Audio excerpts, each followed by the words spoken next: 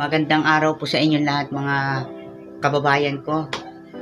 Saan man po kayong panig ng mundo sa Pilipinas, kung kayo po ay nasa United States or nasa ibang parte po kayo ng mundo, bumabati pa rin po ako sa inyo ng magandang araw sa inyong lahat mga kababayan ko, lalo na po sa mga overseas Filipino workers o OFW na nagsasakripisyo para po sa ating inang bayan. Okay, muli po, magandang araw po sa inyo lahat. At sa mga kabataan na nakikinig ng aking mga suggestion patungkol sa ating pamahalaan. Okay. Magandang araw po muli sa inyo lahat. Okay. Very pag-uusapan po natin ngayon yung what is the 777 scheme. Yung binabanggit po nitong ni Baguio City Mayor Benjamin Magalong patungkol po dun sa 77 scheme. Ano po ba itong 77 scheme? Nga pala, bago po tayo magsimula, inaanyayahan ko lamang po kayo. Kung kayo bago pa lamang po sa aking YouTube channel or Facebook channel, huwag nyo pong kalimutan na mag-like and subscribe sa akin pong YouTube channel na PGG Vlog at sa akin pong Facebook official na Facebook account. Huwag nyo rin po kung kalimutan i-follow at i-like ang mga video natin. So yung mga gagawin po natin, reaction videos lang po para sa ginagawa ng ating pamahalaan. Kung ito po ay maganda o pangit po. Very controversial na po kasi itong 77 scheme na sinasabi ni Baguio City Mayor Magalong. So, sabi ni Mayor Magalong, willing naman po siya o handa po siyang mamatay para po sa ating bansa. Handa niya po i-sacrifice lahat ng, hindi naman lahat, yung buhay niya. Lahat po. Kasi pag tayo po ay pumasok sa politika, kailangan handa po tayo sa lahat ng mangyayari, lalo na po yung mga banta sa buhay natin.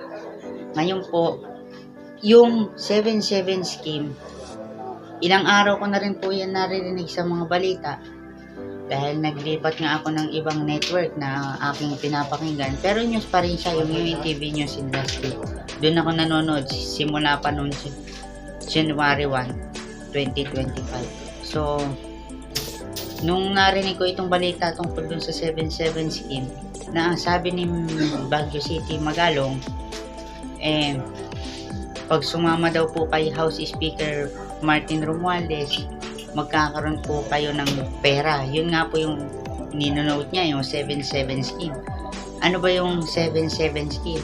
Na pag sumama daw po kayo kay House Speaker Ferdinand Martin Romualdez, ay magkakaroon daw po kayo ng pera doon sa pinapamigay ni House Speaker. So, bakit po ito sinabi ni Mayor Magalong? Okay, based on sa kanyang situation, dahil matagal siyang nasa local government unit, dahil siya ang mayor ng Baguio City, talaga namang marami siyang information na natatanggap magmula sa Kongreso, sa Senado, sa lahat po ng mambabatas ng ating Republika. So, ang payo ko po sa ating pamahalaan, gawan po ng paraan yung 77 scheme, pag-aralan po ninyo, or yung itong sinasabi ni Mayor Magalong. Itong reaction video na to, may kasama na rin po itong aking opinion, aking sariling saloobin. Yung 77 scheme po kasi, controversial yan nung magbuhat ng sinabi ni Baguio City Mayor Magalong na 77 scheme. At meron pa daw po isang ginagawa yung miyembro ng mga congressman na hindi lang po yun. Tapos nung in-interview po si Representative Joey Salceda sa House of Representatives, sabi po niya, ang sagot niya po dun sa sinabi ni Mayor Magalong na wala daw po siyang alam. And then nag-response po ulit itong si Baguio City Mayor Magalong na matalino naman daw po itong si Representative Joey Salceda. So, nung sumagot po ngayon si Mayor Magalong patungkol nga po dun sa press statement ni Representative ni Congressman itong si Congressman Salceda, sabi po kasi ni Salceda, ay wala po kaming alam dyan, wala po akong alam dun sa 7-7 scheme na sinasabi nitong Baguio City Mayor Magalong. And then nag-response po ulit in the next day si Mayor Magalong. Sabi ni Mayor Magalong, matalino naman daw po itong si Congressman Salceda, ngunit this is my opinion po, sa opinion daw po yun ni Congressman Salceda, wala daw po siyang magagawa. So yun lamang po. Yun ang pinagtataka ko kung bakit hindi po ito sinasabi ni Congressman Salceda, dahil na nga rin po siguro sa nahihiya siya o natatakot o maaaring gawin sa kanya ni House Speaker Ferdinand Martin Romualdez.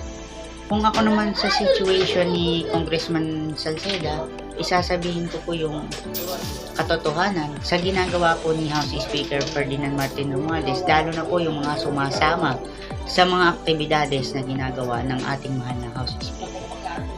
Ang pakiusap ko lang naman po sa lahat ng ating miyembro ng mambabatas, cabinet members, executive branch, na wag po tayong masyadong naniniwala agad sa sinasabi ng iba. Gumawa po kayo, mag-base po kayo ng inyong pong sariling opinion. Ang akin, ang pakiusap ko sa lahat po talaga ng mambabatas, wag nyo po unahin yung waldas, yung pagbulsa ng pera, yung pagkurakot sa pera ng taong bayan. Mas malaki pa po yung sinasahod nyo compare sa mahihirap nating kababayan. Wag nyo pong gawin lahat ng hindi po maganda. At saka po, with all due respect po, House Speaker Ferdinand Martin Romualdez, dahil ikaw po ang Speaker of the House ng representant ng Kamara de Representante ng ating Republika, wag nyo pong pabayaan yung House Party Leader. Wag nyo pong pabayaan sila na kinukurakot or binubulsa yung pera ng taong bayan. Dahil sa lahat po ng news, sa tagal ko na pong nakikinig ng balita, pag binasa ko yung comment, sinasabi po ng mga kababayan natin, nasaan yung pera? Nasaan yung project? Nasaan po yung pera? Saan po ito napunta? Paano po ito ginastos? At bakit ito naubos agad sa maikling oras at maikling panahon sa loob ng isang araw?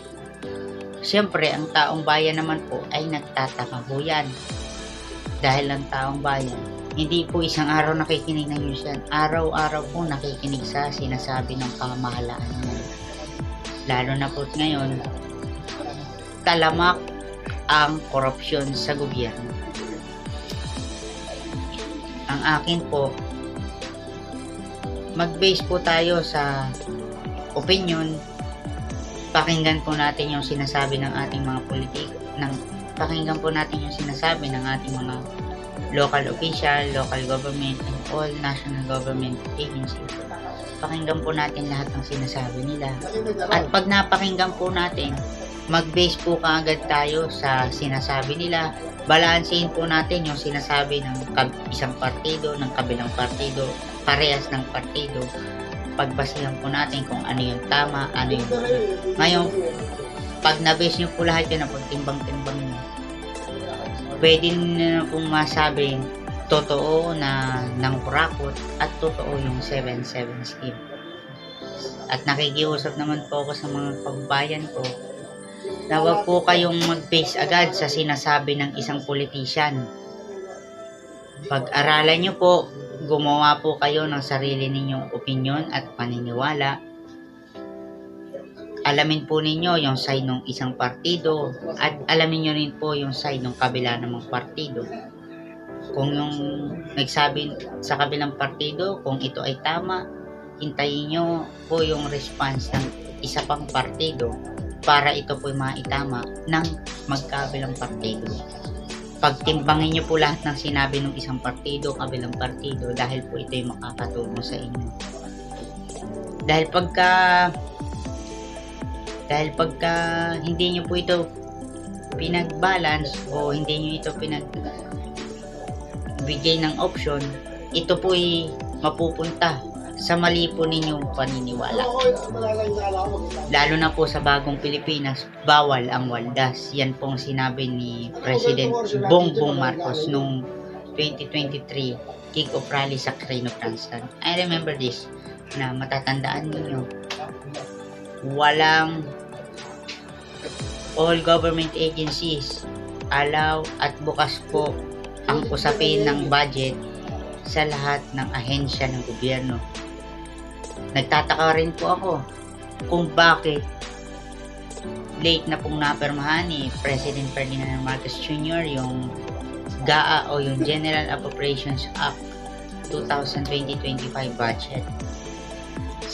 Kasi nga po, ang sabi po ng Presidential Communications Office o PCO na pinag-aralan daw po itong mabuti ni ni Pangulong Bongbong Marcos, pinag-aralan niya nga daw po ito. Dahil pag hindi mo talaga pinag-aralan maigi po yung ating batas, wala pong mangyayari sa batas na ating pipirmahan.